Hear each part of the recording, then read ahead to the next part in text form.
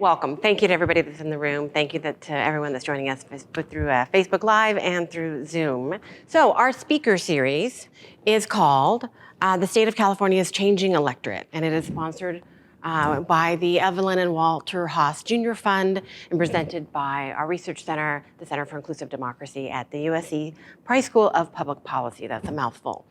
The series itself, if you haven't seen any of our or have attended any of the sessions yet, it's a series really examining voter access in California, its elections, of course, and the impact that the changing makeup, right, that's had on the changing makeup of California. We know that California, by many respects, has been very forward in its both adoption and implementation of election reforms, and in its consideration of the changing electorate, changing demographics in the state, but also additional increasing ever so calls for what we hope to see is a representative electorate, right? One that where the makeup of the electorate, those that are actually casting a ballot, actually looks like and hopefully matches up to the demographics of our state, the makeup of the population of California. Through the series, we have tackled a number of topics. Today, of course, is California redistricting, but we've also looked at, speaking of election reforms, automatic voter registration. We've had a great session looking at turnout, the state of turnout in California, as well as representation. And we had a data presentation, but also a panel talking about both the opportunities that we see going forward, but also the challenges, right, in terms of seeing that representative electorate. We have other future topics beyond today. We're going to be talking about language access in California's electorate, as well as looking back at the Voters' Choice Act. If you're not familiar with that, that is I used to always say a new election system, but it's actually not new. It's about 5 years old in California, 5 years since adoption, and about over half the state's registered voter population lives in a county that's adopted the Voters' Choice Act, and we're just going to be looking to see, kind of at the 5-year point, roughly, what does it look like, right? The impact of the electorate. So today, I'm going to speak just really briefly, and then I'll turn it over to Dr. Christian Gross, who is a colleague of mine at USC's Price School of Public Policy, and also the Poli-Sci department, and a nationally recognized scholar on redistricting. And then we have a panel, which will include Christian, as well as Helen Hutchison from the California League of Women Voters, as well as Ciste Goffard, the Senior Program Coordinator of Voting Rights, Asian Americans Advancing Justice, and ALC. I mentioned already the former and future sessions. I did not mention formerly incarcerated in voting. We've also had a session on that as well as research that we put out. And just briefly, giving you maybe a little bit better sense of the goals of this series is we hope that it's educational. We know that there's a lot of new staff, excitingly so, right, in the legislature, and a lot of new members that maybe have not been yet had the opportunity, at least, to really dive into elections, democracy-related, particularly elections-related topics in California. And so we present this series as something that people can attend in person, they can attend virtually, but also there'll be a library on our website, there already is for our previous sessions, recorded that at any time, right, you want to re-examine a topic that we've covered, a new session, or a session that we've covered previously, or you want to share it with a new staff member or a colleague or anyone, there's going to be a library, and in a sense, all these topics for people to revisit, to share, to learn from, to ask questions, to reconnect with us, right? And challenge anything that we've covered or any of our speakers have covered as well. And we're always open to that. We want engagement. That's who we are as a research center. And we've long given talks at the Capitol. It's really about dissemination of the work and dialogue with the work. Okay, but it's not just about us. So since this is an educational series, we want you to know that there's other places you can get data. This is not a complete list, but this is a pretty good list. The Public Policy Institute of California, again under the democracy space. UCLA Latino Politics and Policy Institute, the Yankovic Center, which I know Thad Kauser is around here today somewhere. He runs that or co-runs it. And then of course, data from the Current Population Survey with its challenges is available always at your fingertips. And then data at least from voter file, certainly from PDI, Catalyst, Data for Social Good, other organizations. Just depends on what you're looking for and what you're needing. Multiple sources. From our center, we have a lot of research coming out. Just really briefly, just to let you know, turnout, voting methods, outreach, ballot tracks use in California, voter experience, indigenous voters, continued research around formerly incarcerated, and so forth. Always look on be on the outlook or look out for that. And then, because of time, I won't get into this, but just to remind folks, if you haven't seen it in a while, or maybe if you don't know about it, let you know for the first time, we've got data tools on our website, cid.usc.edu. We have mapped every inch of the state, every county and every inch in the state, and as well as many, many states across the country.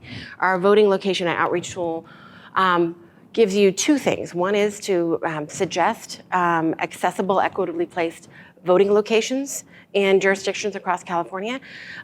It also does that in every other state that it's in and functions in, but it also gives you a ton of data that you can use for outreach, voter education purposes, mobilization, nonpartisan, all sorts of purposes that we never thought of. It's about democratizing data.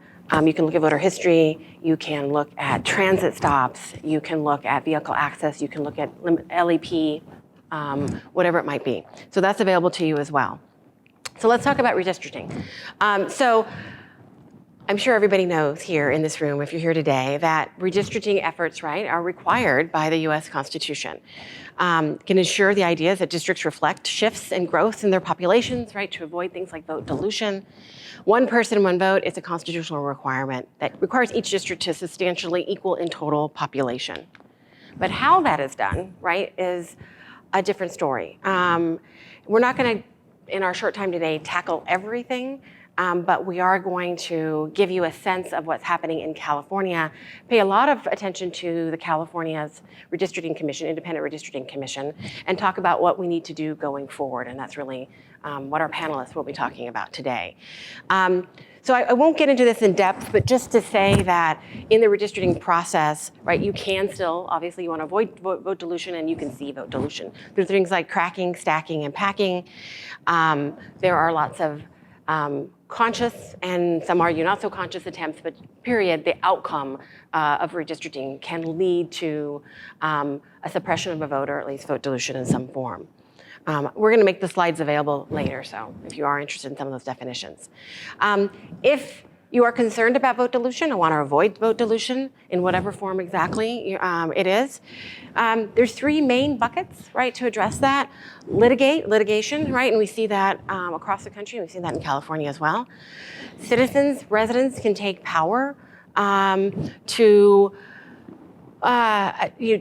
put pressure or give guidance to those that are making decisions around the redistricting process. California, again, a good example of that is what we eventually developed, which was the Independent Redistricting Commission.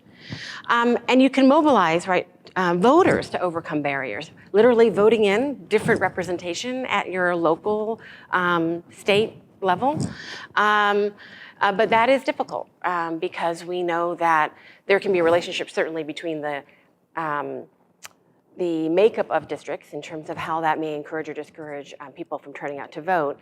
But period, we have quite substantially, and this is nothing new, historically and currently today, disparities in turnout by race, ethnicity, age, disability status, language status, the list goes on. And that's part of the conversation in redistricting in terms of who is making the decision around the decision makers, right? And who is just engaged on the topic, period. And it is a topic that is loose and amorphous and puzzling, and some used to say not so sexy, gerrymandering, like what's gerrymandering? I think we've seen an evolution, if you will, in the last 10 years, particularly in this country. More and more people have heard of the concept of gerrymandering. More and more people have heard of the broader concept of redistricting. They know it's important, but still for the vast majority of the public, I would argue, how do you get involved, why it matters, the details around it, right? A lot of people find it difficult to track. And education, advocacy, informed policy making, right, or policy makers are just really critical. But again, our panel will talk more about that. So this is a little bit about the Redistricting Commission itself. I know Christian's going to talk about that, so I just included a slide so we just have it. But just really quickly, just to set the stage before I hand it over to Christian, we know that, right, we want a representative electorate, we want representative, right, hopefully districts. But what does California really look like? And there's a lot of assumptions, right, around not only at a state level, our population, but also its distribution, right? What does it really look like? How many Latinos are in California? What does the Black population look like? Getting and having accurate data just at a population level is critically important, right? To make sure that we're not working off of misinformation and we hope not disinformation, right? So just really quickly, if you didn't know, California's population is still growing, is projected by 2020 and 2040 to continue to grow. And in the redistricting conversation within the state, of course, it's all about the makeup, right? The makeup of jurisdictions. What does that look like? So here, just at a state level, and these are data from the California Department of Finance, population numbers. Just want to show you of the makeup of the population, right? Proportionally what it looks like, but for the largest racial and ethnic groups, so white, Latino, you can't see Black is purple, Asian is green, and other, forgive the category, but everyone else is blue. In 2020, 39.5% of the overall total population in California, Latino. By 2040, 43%. White, starting at 36%. If you didn't know, Latinos are the plurality of the population in California. Down to 31. Asian Americans staying roughly steady, a slight increase. But this is the proportional story, so I want to emphasize there's tremendous growth expected within the Asian American population, and some subgroups more than others. But when we talk about the proportional story, right, you see it a little bit less there, but still significant. And the Black population proportionally staying about steady in California. If we look at citizen voting age population, just really quickly, we start off in 2020 with whites being a larger. If you can't see in the back, it's 43.6% in 2020 of the citizen voting age. That's the eligible voter population. That is white. Latino is 30%, Asian American is 13%, and Black is a little bit higher here at 6.6%. Right, but coming together in 2040 for white and Latino and staying fairly steady, again, proportionally for Blacks and Asian Americans. But if I had more time, this is not that kind of talk, but I could break this out right by county. And we certainly know, if you think just of the Latino population in the state, some counties, right, above 50% easily. Other counties in the single digits, right? More proportionally in the South and the Central Valley for Latinos, much lower, right, proportionally in the rest of the state. Black population also is distributed, right, in certain areas much more densely than others. Part of that's historically segregation. There's other reasons for that as well. So, and then we don't have these numbers for citizen voting age, but just total population. I want to make sure we include. These are from the census, not the current, not the Department of Finance. But American Indian and Alaska Native, is 0.4, and Native Hawaiian Pacific Islander is 0.4. Okay, and then just really quickly, when we talk about at a lower, smaller level geographically, we think about census tracts. We have about 9,100 census tracts. Annie, thank you for this data, these tables. 9,100 census tracts in the state of California. If we think about at that level, the percent that is each group. So you see here, these are majority, we're talking about majority. So the percent of each census tract, that is the majority of each of these groups. Let me just walk you through it. So the majority of the percentage or proportion of census tracts that have a majority Asian American is 4.9 or 448, and if we look at just count. Black is 0.5, Latino 31, and white 31. And that's majority. If we look at plurality, again, this is just to give you a little bit of a sense, right? So now this is the percentage of census tracts where each group has a plurality, right? So they're the most dominant, but they're not a majority. So 10% of census tracts, plurality, if I can say it today, Asian American, 1% Black, 42% Latino, 45%, if you will, white. So at a local level, right, the diversity that we have in our wonderful great state, right, can vary quite significantly. And it shows you also the challenges, right, when we're talking about redistricting and representation. Okay, are there any questions other? I'm gonna move over to Christian, just wanna make sure. I threw that at you. Again, just to kind of set the stage a little bit, kind of wet our, yeah. All right. Christian, I'm going to turn it over to you. Thanks, everybody. I'm Christian Gross, and thanks for coming. And I'm going to talk a little. I'm a professor of political science and public policy at USC. I'm Mindy's colleague. I've written a lot about redistricting over the course of my career, the last 20 years as an academic. I've also done a lot of stuff like a report that I want to talk about that I did in partnership with the League of Women Voters and Common Cause that I'm going to talk about during this presentation about the commission process in 2020 with some ideas for ways that could be improved for the next decade and things that worked really well. And if anyone wants to reach out to me, there's my email. I did not bring any cards, but you're welcome to get in touch with me. Mindy already talked about what is redistricting. We know that, so I'm going to skip through some of that. But what I've started studying and what I wrote this report about is the California Independent Redistricting Commission. There's a picture of the 14 members of the commission this go-round who are serving right now, but who served starting in 2020, presenting their maps at the state capitol. What do people think about this? I did a poll in 2020 of California voters asking, this was prior to the selection process, during the selection, what do people think of the commission? Brief description of the commission, who's selected, 5 Democrats, 5 Republicans, 4 no party preference. It's pretty popular. 65% of California voters rated it as fair. It's more popular among Democrats than Republicans. And that's pretty common. In any time a state is one party dominant, when you ask about an institutional mechanism, the out-party voters don't like anything, and the in-party voters tend to like things a bit more. But even among Republicans, 50% thought it was fair, and 70% of Democrats thought it was fair. And then I'm updating this survey down for later in another poll. All right, there's several laws that govern California redistricting that are worth thinking about. And I'm not going to talk about all of them, but I think it's really important. So the Voting Rights Act is federal, and there are also federal constitutional criteria that prohibit racial gerrymandering. Those two things you have to follow in California and the rest of the country.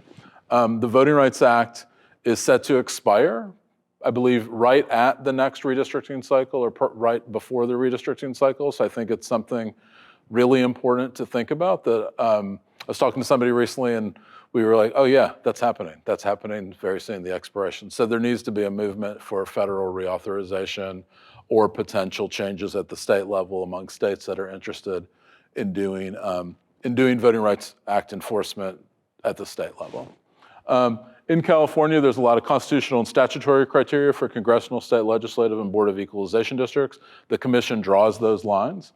There's the Fair Maps Act for local redistricting in California that goes through rank-ordered criteria that are similar to, they're not exactly the same, as the state constitutional criteria that local jurisdictions have to follow. And then there's the California Voting Rights Act, which is only for jurisdictions that use at-large elections, not those that draw districts. All right, so I've done some research. I've been interested in redistricting since I was in college. I grew up in North Carolina, which redistricts about every 2 years, and more or less, we'll see, you know. And I wrote a book about redistricting and race about a decade ago that looks at voting rights and enforcement of the Voting Rights Act, mostly in the South, but also including California. So check this out if you're interested.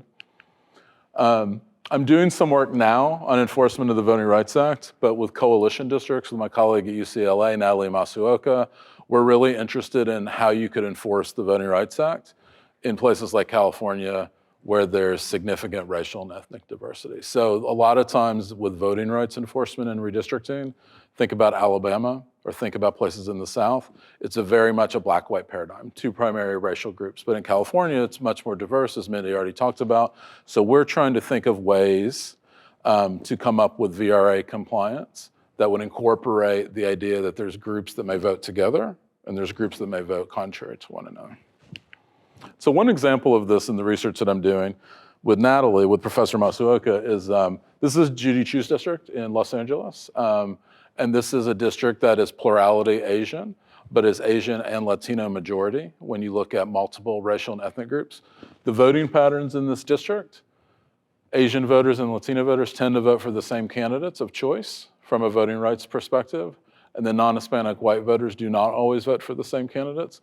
And so this is a district that even though it was not drawn for voting rights purposes, it was drawn for communities of interest purposes, you could make a case that there's a coalition of Asian and Latino voters in this district that under a more flexible coalition district way to enforce the Voting Rights Act would be something that would be justified. And so federally, circuit courts have come down two different directions on this, and I talk about this in the report. Some circuits, Florida, Georgia, and Alabama, say that this coalition district is required under the Voting Rights Act. Other districts say it's not. The district that covers California has not weighed in on this question. All right, and then many of you who follow redistricting are probably familiar with this, but the most important thing you need to know about federally is the case Milligan versus Allen that was based on Alabama this past summer. This is the map that was ruled unconstitutional by a lower court, and then the US Supreme Court surprisingly upheld it. And so as long as the Voting Rights Act federally exists for the next decade, these sort of maps will continue to be illegal. All right, the other research I'm doing before I get into the report is I'm looking at how to measure communities of interest. Communities of interest is a criterion in the state constitution for congressional, state legislative, and Board of Equalization districts. It's also a criterion in local redistricting in the Fair Maps Act. And so I have a research project looking into how to measure that. I think there's top-down and bottom-up ways to measure it. The bottom-up metric is when people testify to a commission or to a jurisdiction and say, this is my community. And then the top-down is taking some objective data that's geographic and then overlaying that on top of jurisdictions. And so I'm working on that too. All right, so policy. What do I think is important in terms of policy? So I partnered with the League of Women Voters and Common Cause to write a report called Fair Maps in the State of California that looks back at the redistricting process in 2020 with the idea of thinking about policy reforms and ideas for the future and for the next redistricting commission. And I'm going to end my talk today talking about that. In the main part of the report, there's a lot in there. It's very dense. It's the kind of thing that, redistricting nerds love. But, if you want something specific, it's probably in there. There's a lot going on, so I'm not going to cover everything today. But the main thing is what worked and what didn't. And so I hit some of the highlights of things that worked really well. The maps were unanimous. 14 members voted for the maps. There was consensus in ways that we hadn't seen in the previous decade. It was near consensus in the previous decade. There were a lot more challenges. There were staffing and outreach and onboarding challenges that I talk about in the report. And thinking about next time, those are worth looking at. All right, so some of the key recommendations, though, in the report on California, I do want to highlight. There's a lot more in the report, which is linked here if you want to take a look. But the first two I look at are related to map making. And the other thing I should mention before getting into the recommendations is this report was based on viewing hours of the meetings and interviewing 50 plus stakeholders from commissioners to advocacy groups, elected officials and others. And so listening to their inputs and then trying to summarize some of the ideas that came out of that. But the two top line recommendations on mapping that the 2020 Commission, I think, made a mistake with, and the 2010 Commission also did the same thing, was to not focus on Southern California early. There's a focus in 2020 on areas sort of in Northern California that were less challenging to draw, that then hemmed people in on what they could potentially do in Southern California.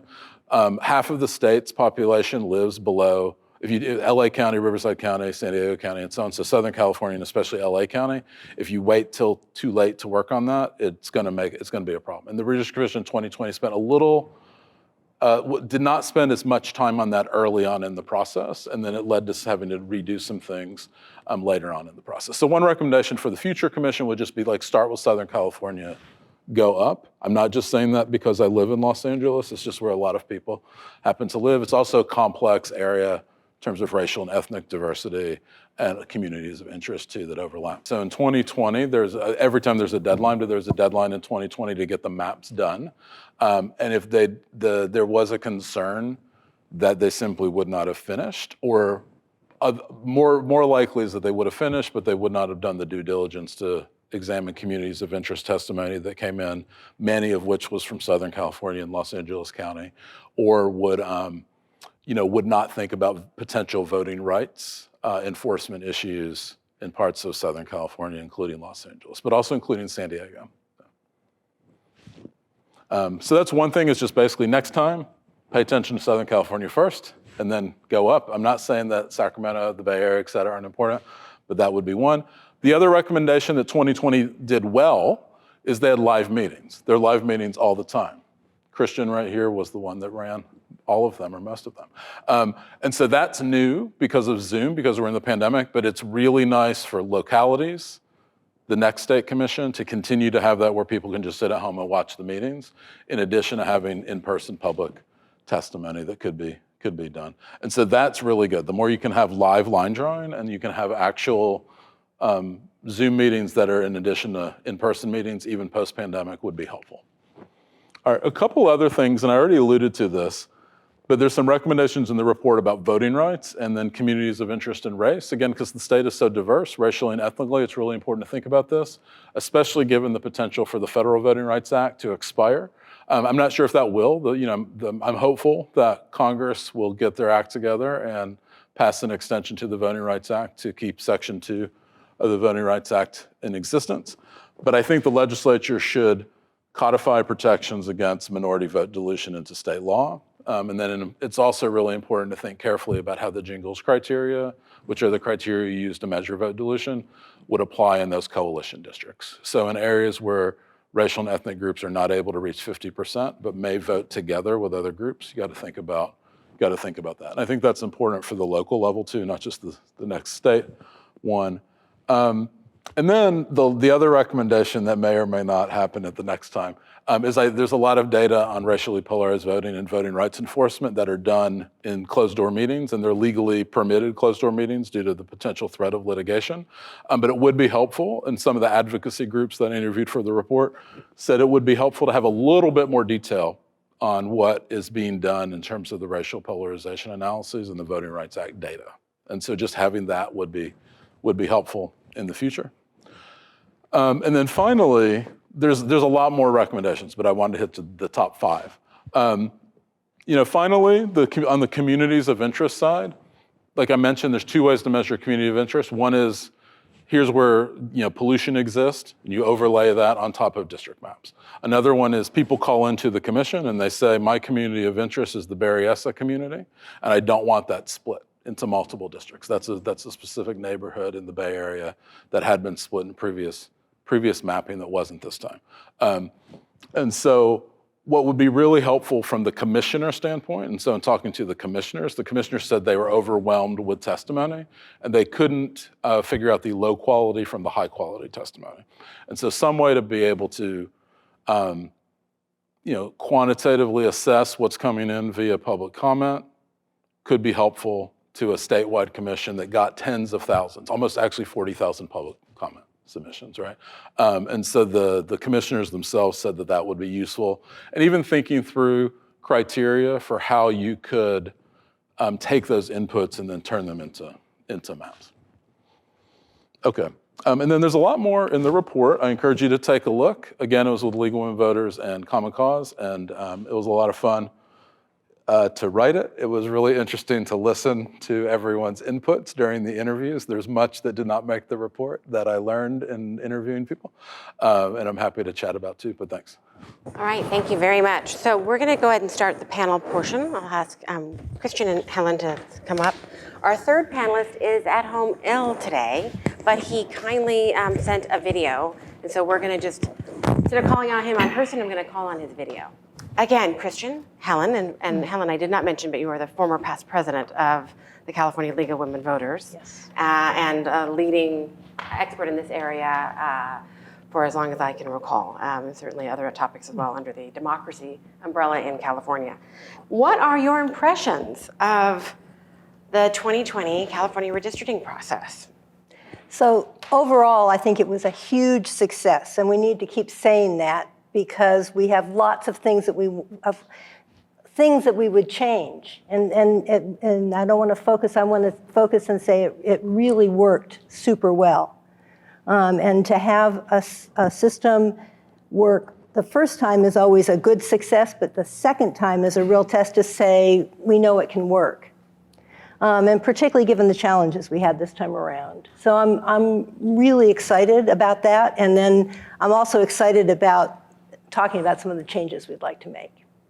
So I'm going to move on to the next question. Okay. And we'll just show both of his answers Okay. together next time. Okay. What questions did communities frequently have about redistricting and how the process worked? So, I mean, I think the biggest question is kind of why? Why do we need to change something? You know, it's okay now. And I think getting beyond that was kind of the big question. And then once it was, you know, why do I need to testify? Why do they need to hear from me about that process? So we did. And those were the two real big questions. And I will say, I mean, I have a quick story about a high school student. Back when we were first passing the redistricting in California, I was working with a high school teacher, and I would present ballot measures. And we'd start with one that we thought the kids were going to get, and one that I was passionate about. And my memory is that marijuana was on the ballot at the same time as the redistricting. And so I talked about the marijuana measure. We talked about that with the kids, and then we talked about redistricting. And I did this in, you know, a 45-minute class period where we talked about all these things. By the end of that period, I had 3 kids in this class, and this was in deep East Oakland, who said, "I'm going to be a commissioner." Now, I did not dissuade them from saying that they needed to have been a registered voter for more years than it was going to be possible. I was like enthusiastic, and yes, come back to me for a recommendation, and I would recommend them. So it is quite possible in a relatively short period of time to take people who know nothing about redistricting and be able to talk to them about why it's important. Very active in working with community groups across the state, but especially in the Bay Area, so San Francisco, Oakland and Alameda County, San Mateo County, Contra Costa County, and also with some folks in the Central Valley, program coordinator at Asian Americans Advancing Justice, also known as Asian Law Caucus or ALC. Sorry I can't be with you in person today. I am on the tail end of recovering from a very mild COVID infection. So just wanted to play it safe and join remotely. So thanks for your understanding, but really excited to share a little bit about our experiences in the redistricting process in California. So I have some slides to share.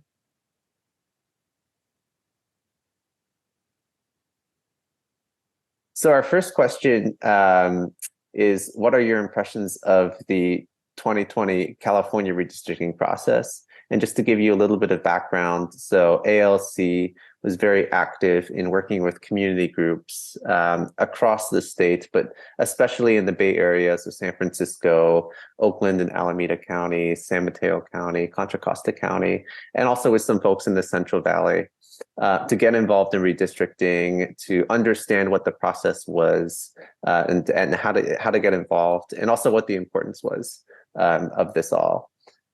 We also did work with the state level CCRC, and overall we walked away, I would say, at the state level at least, with a fairly good impression of redistricting. While it certainly wasn't perfect, we felt that the CCRC managed its independent redistricting process pretty well and delivered a strong sense of transparency and legitimacy in the process, and really took a lot of time and paid a lot of attention to listening to an immense amount of public feedback. We saw that they engaged thousands of people across the state who delivered public comments or submitted maps or communities of interest. And I think we came away from that experience thinking that this really proved to be a pragmatic model that can work, and that led to fair, viable outcomes and maps that had been drawn in the process that we thought was fair. And it gave us hope that California really is a leader in adopting systems that strengthen our democracy, and certainly compared to many other states in our nation where we continue to see redistricting processes be abused and manipulated. However, that said, we also saw situations in local redistricting that did really concern us, that disheartened us, and where the communities we serve and work with felt upset at how the process went. I'm sure, as most of you know, in Los Angeles and in San Francisco, we witnessed redistricting processes that unfortunately became extremely vicious at times, and sagas that undermined public trust and confidence in the process. Elsewhere, community groups we worked with often felt like their input simply was dismissed or not considered earnestly. And earlier this year, ALC co-published a study alongside California Common Cause, the League of Women Voters, and the ACLU that looked at the highs and lows of local redistricting in California. And this was based on our experience and research in over 100 jurisdictions across the state. I really encourage everyone to check out this report. There are some really, really interesting case studies and lessons. But certainly overall, just a mixed bag in terms of how redistricting went in California in the last couple of years. Definitely some great highs, but also some important lessons and things that hopefully we can do better next time.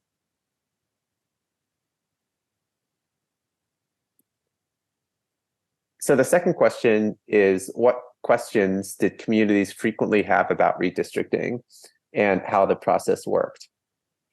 And there were a few that came up. We did a lot of community workshops and presentations to folks, as I mentioned, around the Bay Area and even in the Central Valley. And I would say if I were to boil it down to three questions that came up very repeatedly, the first is, why does this matter? How will this impact our lives? How does this affect the other issues that we care about? Redistricting, quite frankly, is something that is honestly pretty abstract. It's hard for most people to grapple with. And certainly in our presentations, a lot of people struggled or had a hard time grasping the connection between redistricting and how the lines are drawn and what outcomes that would lead to on the ground. But when we framed it in terms of how that might impact housing down the line, or public transit issues, or education, or community safety, people really started to understand the importance, and they started to see the connections. And so, really framing it in real world terms, and focusing on why this matters and how this is going to impact people's daily lives, I think is the first most important question to get at. The second one that came up is, what can we do when, unfortunately, inevitably, a map ends up splitting apart our community? And by far the times when we saw interest in redistricting peak was when draft maps were released and threatened to split apart communities. And sometimes we would see public meetings go from 5 commenters to 50 commenters or 100 commenters. Nobody wants to see their community split apart.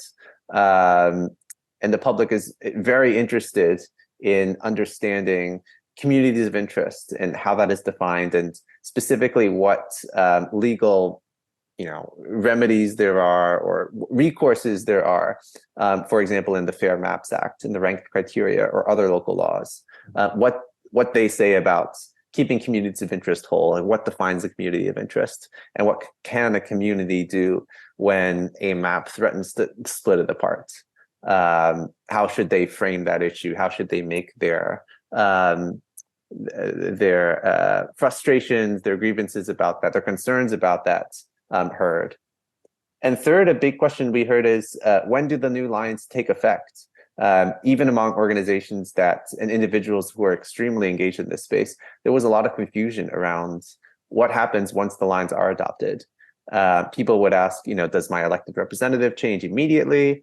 Do they still represent us until the next election? And many of the groups that care about redistricting are also active in other policy areas and have relationships with the elected officials in their area. So they really want to understand how the redistricting timeline works and how it impacts their political representation going forward. So for our third question, I wanted to talk a little bit about outreach methods that we've seen work in terms of engaging historically marginalized communities of color, young people, low-income communities in the redistricting process, and what challenges there are to engagement. And I'll start this question with actually a little story. Earlier this year, ALC worked with community groups in Pleasant Hill, as the photos earlier showed. Their diverse working class community had never in the history of the town been represented on the city council. They never had anybody from their community, from their neighborhood, ever get elected or ever even run, actually. These are communities that felt very disenfranchised in the political process in their town. And so when they heard about the fact that the city was moving from at-large to district elections for the very first time, they wanted to make sure that their voices were heard in this process. And they reached out to us to learn about how this process was going to work and if we could sort of give them a little bit of technical support. Technically, this is districting, not redistricting, because it was the first time that the city council was engaging in this type of exercise, but sort of this similar framework or similar lessons that we learned here. And of course, one would expect that, given the historic nature of this transition, this would have been pretty heavily publicized. And yet, that wasn't the case at all. We found that even when we were doing our own research and trying to find as much information as possible, it was very difficult to find any information about this. There were a couple small paragraphs that were buried deep on a city website about this process and how to get involved, but really not much outreach had been done. And so, in the same way that the Voters' Choice Act requires counties to commit to doing robust outreach to the public, including language minority groups and lower propensity voters, we would love to see jurisdictions do the same thing every 10 years when it comes to redistricting, really getting the word out as much as possible. And, in terms of actual strategies, one thing that we see work well is reaching out to trusted messengers. That can be local news outlets and ethnic media outlets, local businesses or community members shop, houses of worship, community festivals, community events, really going to where people are instead of expecting that they'll find this information, on some website that very few people are likely to see. Multilingual outreach is a really big part of that. 44% of Californians speak a language other than English at home. California is blessed to be such a diverse state, and that really, I think, emphasizes the importance for jurisdictions to make these materials translated and multilingual in languages that are spoken widely in their area. And it's important for those jurisdictions to also create opportunities for members of the public to participate in those languages, at, say, a city meeting, at a public hearing, so that their input can also be heard. Because we have seen many people want to be involved. Here's a photo from one of our local redistricting 101 workshops at a Cambodian community meeting in Oakland. And we saw a lot of people really want to get engaged, but those language barriers were real, and one of the reasons why people felt hesitant about participating in this process. Of course, all of this requires adequate funding, adequate staffing of government offices, and that's something that hopefully can be resolved or addressed at the state level. We also don't have to reinvent the wheel. Nonprofit organizations already have deep community ties and can serve as networks and channels for getting the word out. So local government agencies are certainly not alone in this. Nonprofit organizations like ALC, like many other civic engagement groups, really enjoy helping out and empowering communities with this information. So relying as much as possible on the infrastructures that already exist is important. And then finally, in terms of this question, I would just stress that designing systems that are inclusive and accessible is really important. I often find that it's largely the same people who are really into redistricting, people with a lot of time on their hands, who are able to come to meetings. And if every single redistricting hearing happens on a Tuesday at 10 a.m. And held at the same place, it's likely that you're probably going to have largely the same people showing up. And varying the time and the place of public hearings and outreach meetings, really does lead to more diverse participation. And so we certainly encourage anyone planning redistricting processes to think hard about, how do we design these processes to be as inclusive as possible for all the different types of people who might want to engage in the process, both in person and virtually, and giving people lots of options to do that. Okay, we will get to that next question in a moment, but Helen, what about you? So I'm ditto to all of what Sita said. I mean, I want to say that, and I want to emphasize too that it's hyper-local. There isn't one thing that's going to fit every community in California. It needs that diversity of ways of reaching out means diversity of that, and those groups, the local groups, those trusted messengers, need to be paid. They're working generally on a shoestring budget, and so they need money in order to be able to staff that kind of work. So we need to figure out how to do that. So it's money, it's hyperlocal, and we need to do it.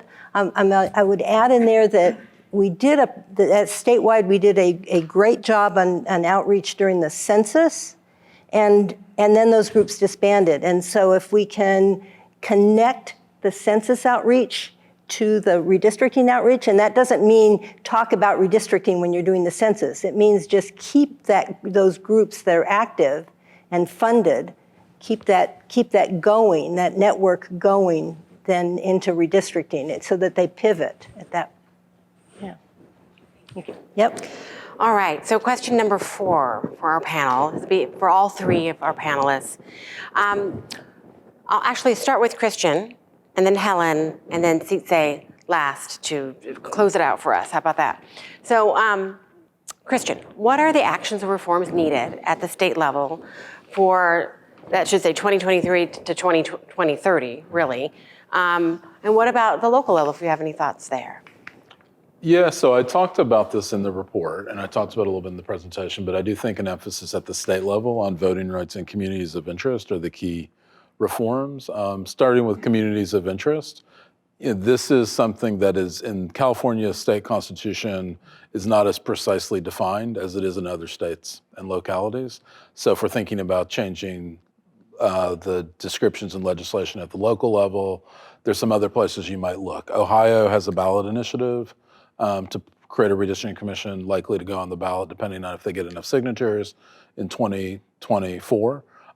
They really spell out communities of interest in much greater detail than we do in ours. I think our definition is good. It's not terrible, but there's a lot of vagueness. And I think spelling out a bit more, especially in terms of thinking about communities of color in California and ways that communities of interest may overlap with those constituencies. I think that's something that I think about at the local level and also, the state level. I do think the Voting Rights Act, I thought Milligan versus Allen in Alabama would get rid of the Voting Rights Act, Section 2. So I was like, the state's got to do something as soon as possible, but then that didn't happen. So we have the Voting Rights Act for at least another decade federally. But I do think, California could think about ways to incorporate the jingles criteria. I think there's a misconception among people who are new to this that it's about just drawing a district that's 50% of one racial or ethnic group. That's only step one, right? If the group doesn't vote cohesively or together, that's not doing much and actually could in some ways be packing voters in. I think thinking about are racial and ethnic groups voting contrary to one another, which is currently in federal law, and are they defeating candidates of choice of voters of color? That's the most important thing. So, I really think like putting jingles criteria into the state law, but I would put all 3 in, not something that's just some arbitrary 50% number. That would be something I think is important. And then the local level, I think, just needs more attention. A lot of times things are happening and not, outside of really active legal women voters groups in certain locations. I don't know if we have enough attention on some of the localities. Thank you. Helen? So I'm going to first react to what Christian said. And the communities of interest definition in California Constitution is intentionally vague. As we wrote it, we were intentional. We wanted communities to define themselves. And so we left it broad so that you can define your community yourself. And when I do that, I have an example that I use for where I live in Oakland, and I can define myself in a whole variety of different communities, and in fact did when I was doing input to the Redistricting Commission. But I strongly endorse that we need to do something about the Voting Rights Act. I think we need to do something nationally, but if failing that, let's do something in California. So The other thing that I want to talk about, the change that is just kind of a mundane piece of how the commission, when we are going to select a 2030 commission, the process of onboarding them and training them and bringing them up to speed needs to be an intentional training period in which they get to know each other, first of all, because they're going to have to work really closely together for a period of several months, and it's really intense. So let's get to know each other. They need to know about redistricting, and that's the training that the 2020 Commission got was all about redistricting, and then they were thrown to the wolves. But they need to know how to set up the administration. They need to know how to set themselves up as a commission and how to work within the California governmental framework, how all that stuff is gonna work. And that is not particularly sexy, so maybe can be interspersed with some of the training that they do about redistricting because that's more fun. But I think there needs to be a really intentional curriculum that takes them through the steps about what they're gonna do. Thank you. For our fourth question, what are the actions or reforms needed at the state level for 2023? And what about at the local level? Well, I'll start with a piece of optimism. We are very hopeful that AB 764, the Fair Maps Act reform that was recently signed into law, will help improve the redistricting process by making it more transparent and accessible and really addressing some of those barriers that I mentioned in the last question. I think we would say the biggest reform going forward that we can take is moving more ambitiously towards independent redistricting. Bills like AB 1248, our organization, alongside many other community groups and good government advocates, is a strong supporter of independent redistricting as something that strengthens our democracy. And we were disappointed that AB 1248 wasn't signed into law this year, but we hope the push for independent redistricting continues in 2023 and beyond in some form, whether that takes the form of statewide legislation or more local laws and reforms. And just to kind of give you a little bit of a story, one of the most frustrating experiences we encountered was in San Mateo County in late 2021. For months, nonprofits, community groups, and independent residents had gotten involved in this process and submitted a number of different map proposals to the county's advisory commission. And ALC wasn't necessarily advocating for one map or another. We were here just to help educate the community about, again, how this process worked and offer some technical mapping support in terms of actually, drawing the maps that people wanted to submit to the board. And groups there mobilized dozens of community members and residents to turn out at a series of advisory commission hearings to make their voices heard. And ultimately, the commission voted to advance 2 of the draft maps that the community had put forward to the Board of Supervisors. And both of them would have, made some changes to the existing supervisorial lines. But according to all, the vast majority of public input at these hearings, people felt like those maps would have more fairly represented the desires of the community and the communities of interest that they had identified. But disappointingly, in the first meeting of the Board of Supervisors, they looked at the maps that they had received from the Advisory Commission, and they effectively threw them both out, very quickly without much deliberation at all, and ultimately unanimously voted to adopt their own map that made minimal changes to their own districts. And I share this anecdote not to, shame this county in particular, but just to exemplify what it was like for community groups who spent so much time and energy getting the public involved, only to find out at the end that incumbent-led redistricting processes often just pay lip service to the idea of democratic participation. And this is far from an isolated incident. Examples like these were quite common across the state, as the report that we co-authored earlier this year highlighted. Examples like these eroded the integrity of the process and reduced the public's trust that their input really mattered. So, just to come back to this idea of independent redistricting, we think that those sorts of reforms would be a major step forward for strengthening California's democracy and making sure that public participation remains the key driver for how lines are drawn in the future. We need to pass the law that mandates local independent redistricting commissions for medium and large counties and cities. And we were very disappointed. The governor vetoed our bill. Thank you. Yeah. All right, everyone. Thank you for being here today, for the conversation, for Zooming in or joining us on Facebook Live. We will make everything today available to you later. So if you've registered, we'll send out a thank you and links to some of the reports that were mentioned today, or to everything that was mentioned today. When the video becomes available, we'll also send that out. It's always available on our website under our events tab. Again, encourage you to share, rewatch, whatever it might be, especially if you're in the audience, you may, it's a little different, right? Seeing it kind of a little closer for C-State's presentation. So thank you, panel, Christian and Helen and Titze for Gofford, for your insights, your thoughts, and for joining us. Have a wonderful rest of the day.